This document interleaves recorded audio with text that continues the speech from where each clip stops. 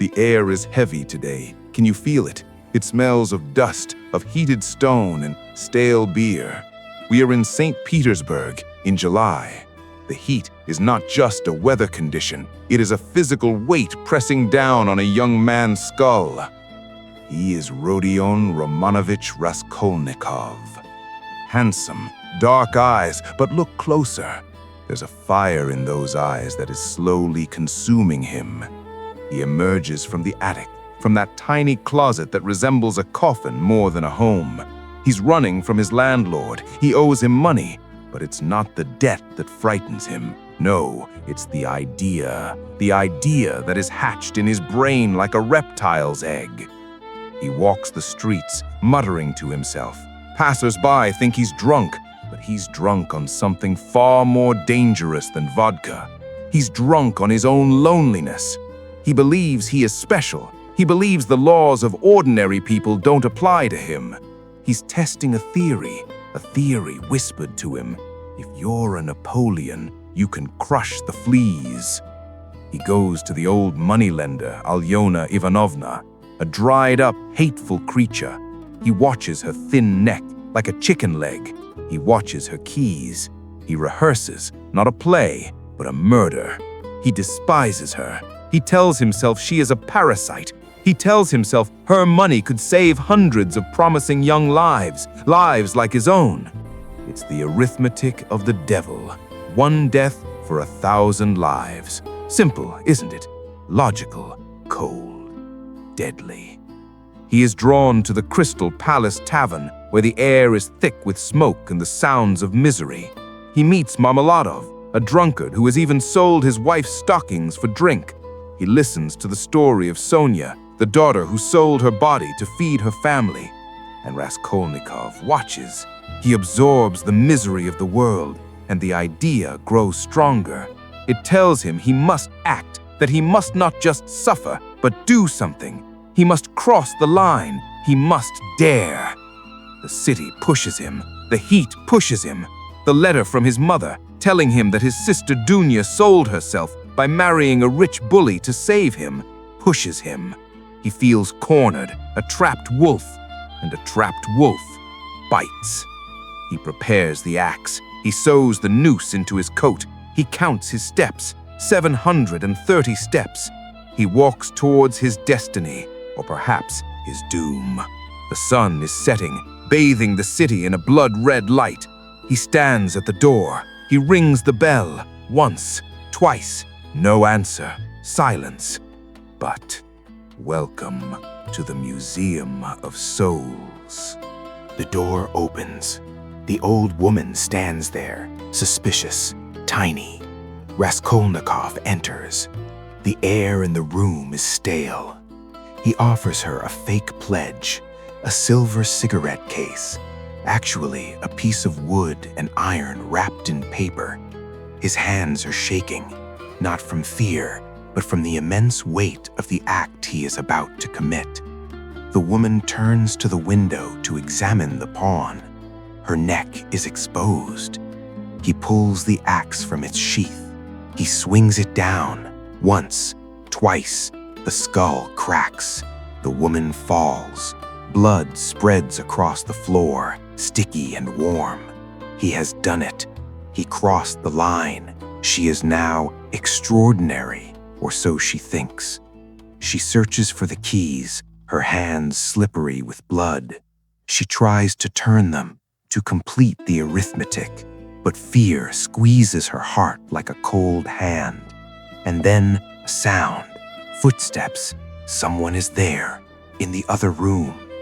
It's Lizaveta, the sister, the innocent one, the one not in the equation.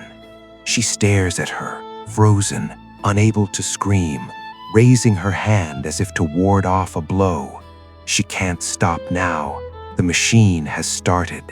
She swings the axe again, and Lizaveta falls. Now there are two bodies. The theory is shattered.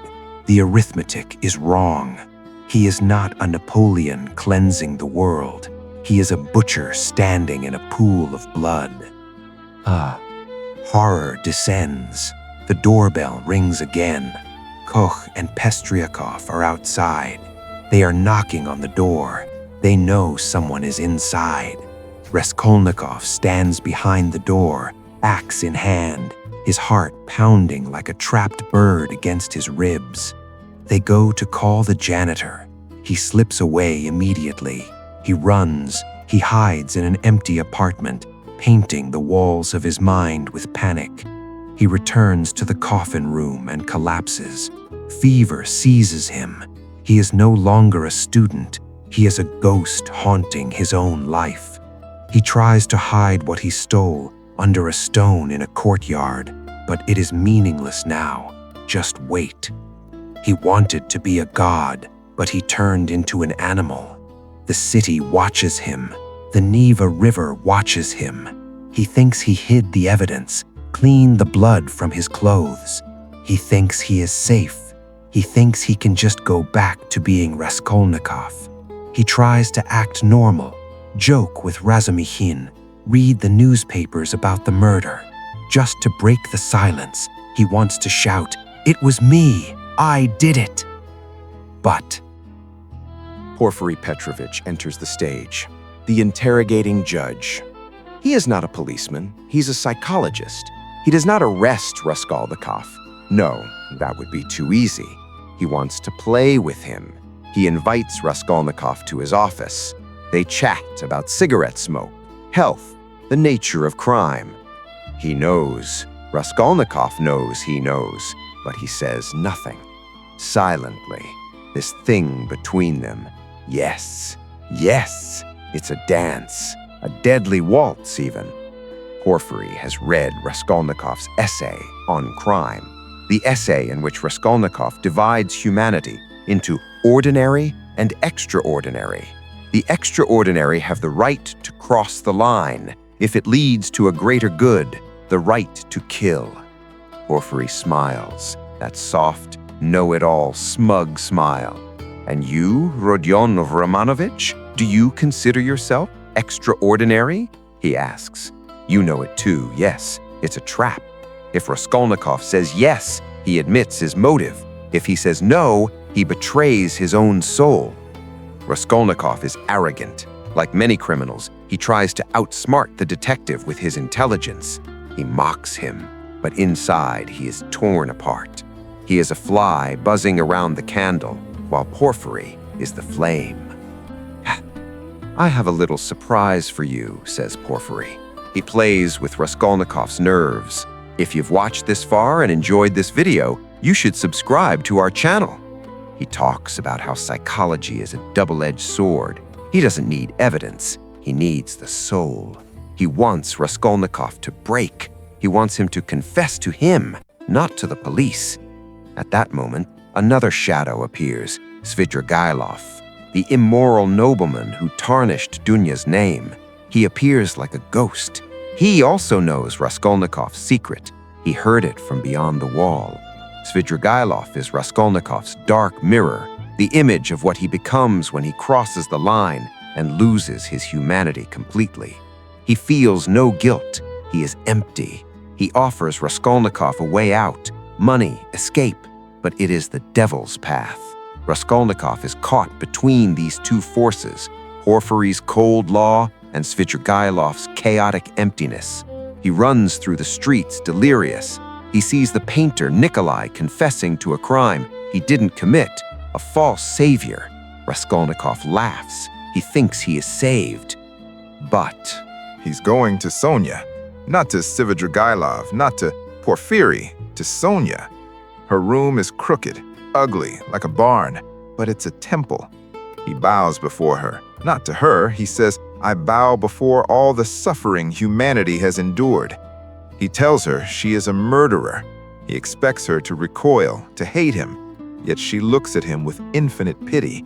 She sees not a monster, she sees a man who has destroyed himself. What have you done to yourself? She cries.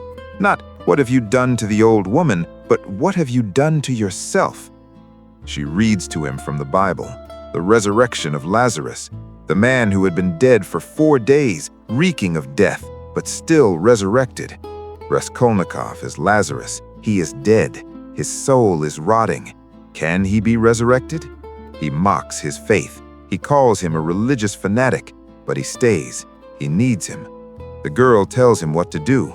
Go to the crossroads. Kiss the ground you defiled. Kneel before the whole world and shout to everyone, I am a murderer. This seems crazy to him. Why should he confess? Why not just run away? Svidrigailov offers him a ticket to America, but Svidrigailov shoots himself. The man without a conscience, who lived only for pleasure, found the emptiness unbearable. His suicide rings in Raskolnikov's ears like the sound of a gunshot. This is the end of the path of the extraordinary man. There is no escape in that direction, only nothingness. Raskolnikov walks to the Haymarket. He remembers Sonia's words. He kneels in the mud. He kisses the filth. The crowd laughs at him. Drunk, they say. But he feels a sense of relief, a crack in the armor of his pride. He walks to the police station. He meets Perut again. He almost turns back. He almost leaves. But then he sees Sonia. She has followed him.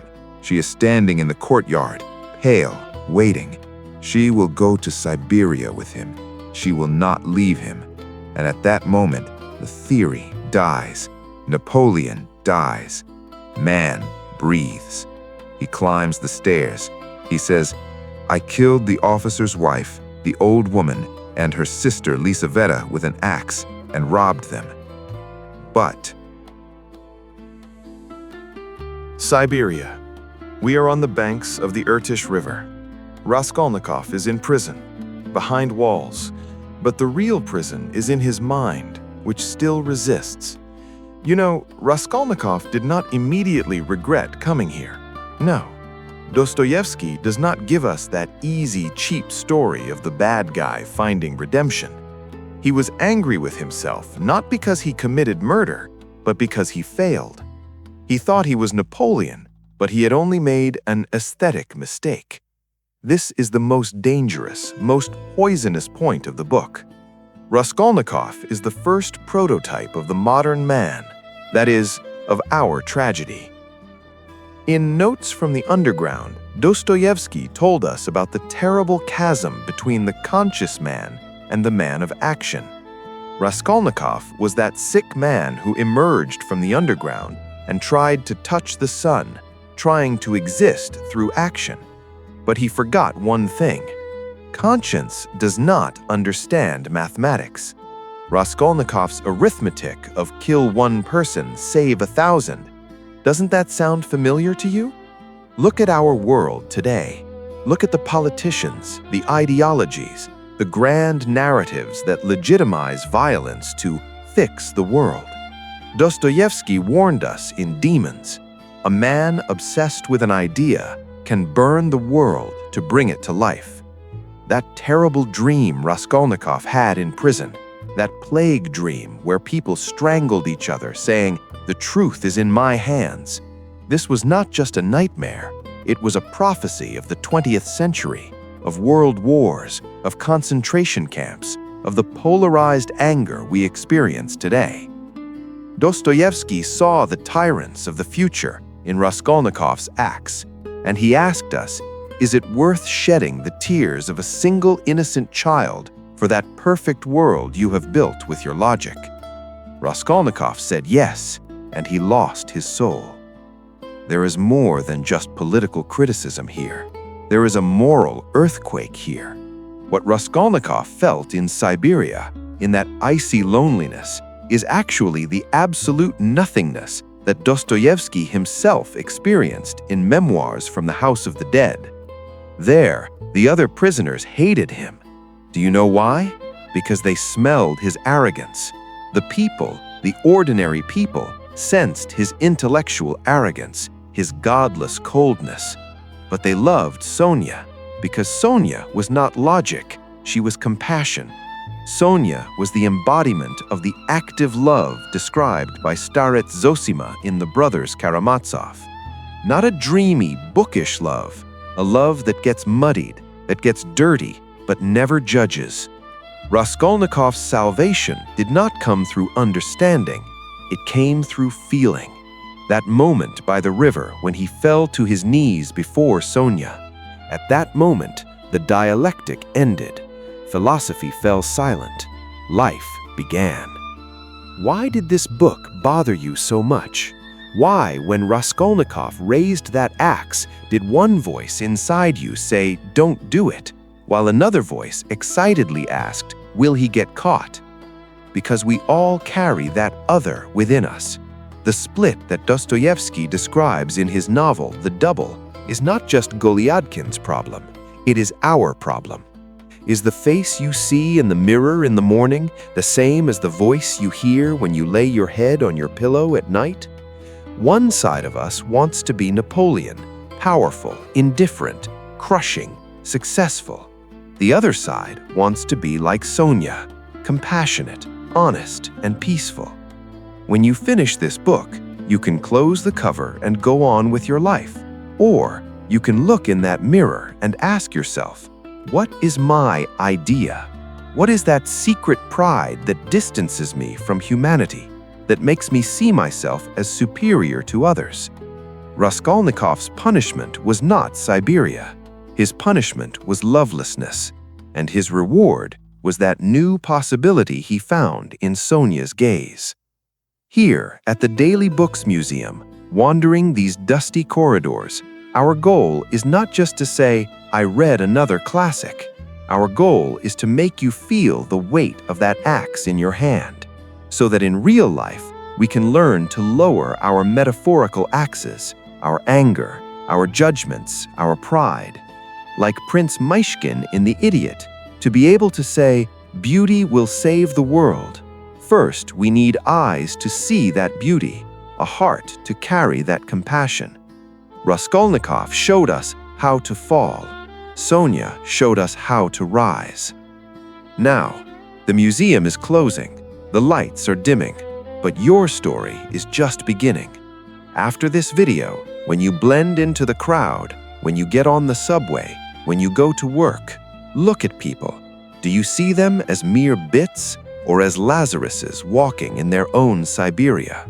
The choice is yours. But remember, a new life isn't given for free. As Dostoevsky said, you have to buy it at a high price with great sacrifice. As the Daily Books community, we are the ones who love the question, not the answer. See you in the dark. Farewell.